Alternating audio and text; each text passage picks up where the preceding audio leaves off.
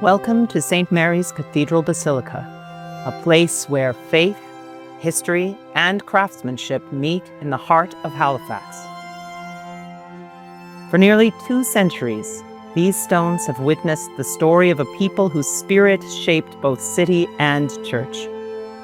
Step inside and let us share that story.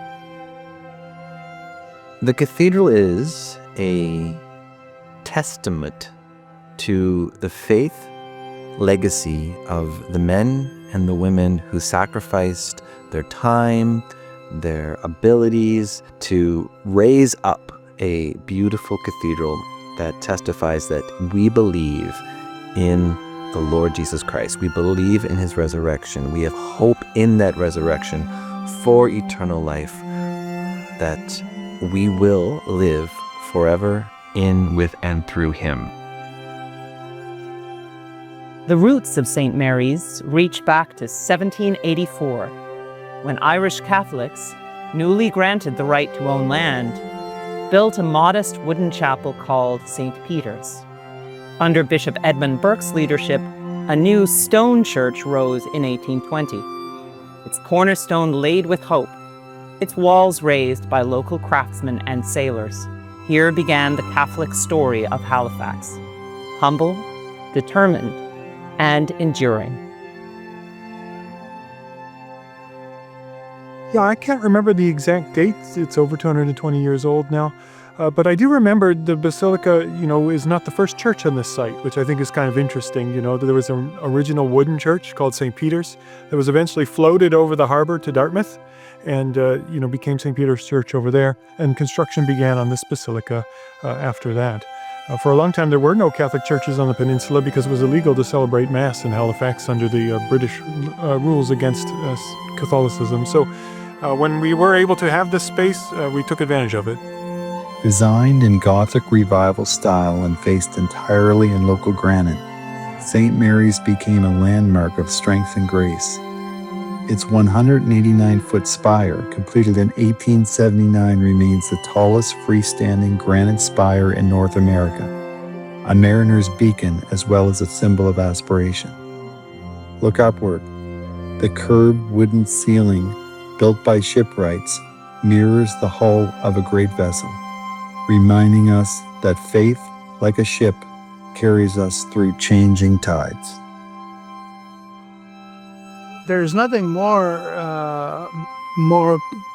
amazing than to be here and experience the presence of God when this church is full of people praying and singing and worshiping God. It's a feeling, it's an experience, it's a way of simply being lifted up, often out of your own problems and out of your own disappointments, and the presence of God raises you up and into that reality that God is real and God is here. Oh, it's beautiful, especially in a full church. A full church, because the sound is so nice here. What happens is the sound reverberates and really touches the hearts of everybody who's gathered. So when the church is filled, the sound is really a beautiful sound, especially during the singing. So that's always lovely.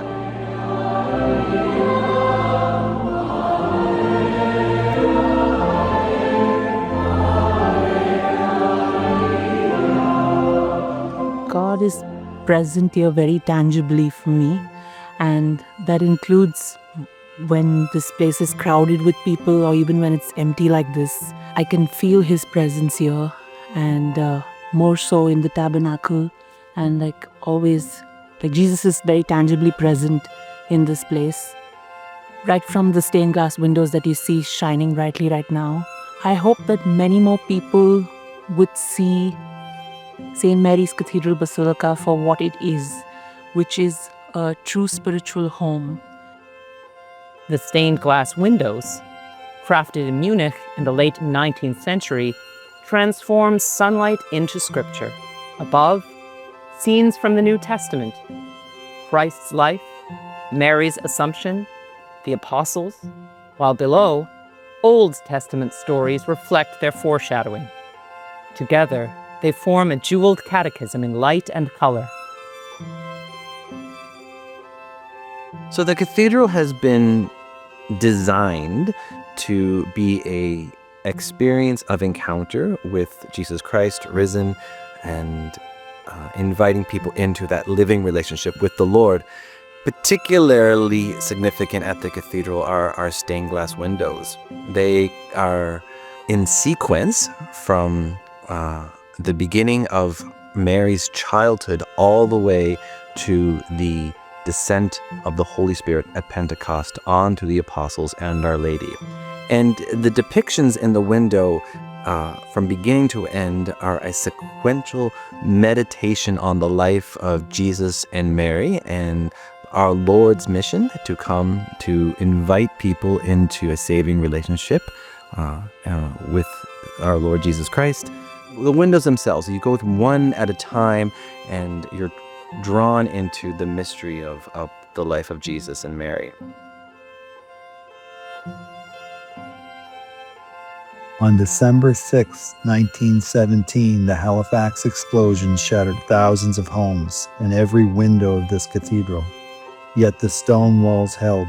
Within 3 years, new windows arrived from Germany. Gifts of compassion that renewed both the building and the community spirit.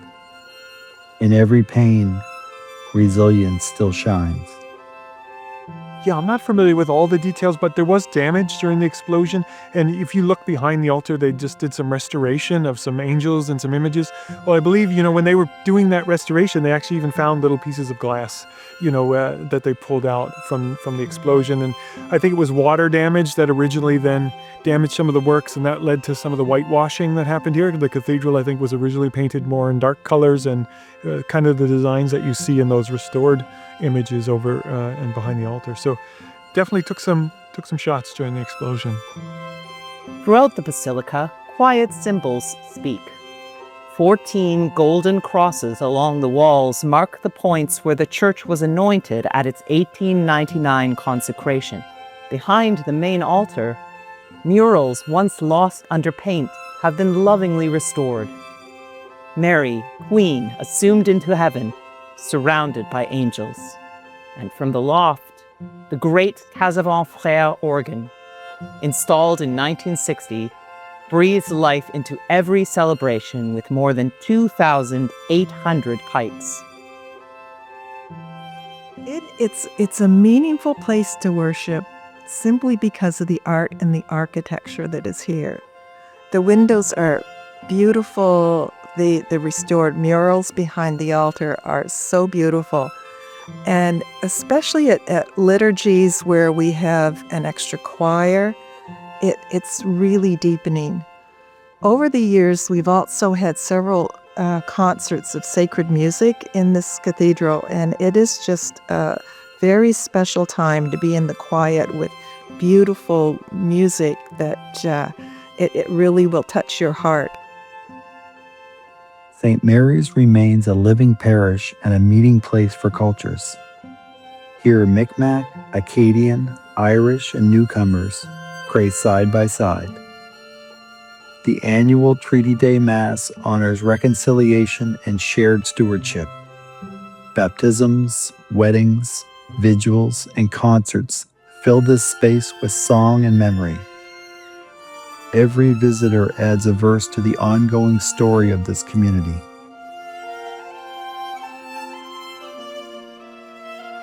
The cathedral is both a historic site and also a place of worship. I mean, it feels so nice to be involved and to be engaged in such a beautiful space. Yeah. During the liturgy of the Mass, it's like heaven on earth. It feels so good. There are the odd times where I'll find myself alone in church when it's dark and just either setting up or tearing down, and I'll just be walking up and down the aisles over here and I'll just feel the presence of God, and that brings me a lot of peace, calm, and that's how I experience Christ.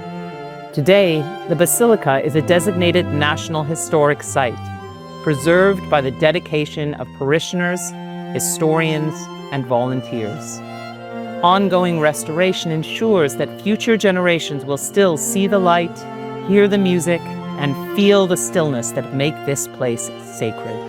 It stands not only as a monument of stone, but as a testament of continuity, faith carried forward.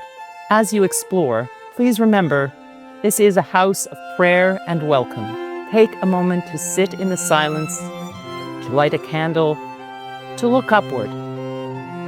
Whether you come for art, for history, or for faith, may you leave with a sense of peace and wonder. St. Mary's Cathedral Basilica, beacon of hope, shining still over Halifax.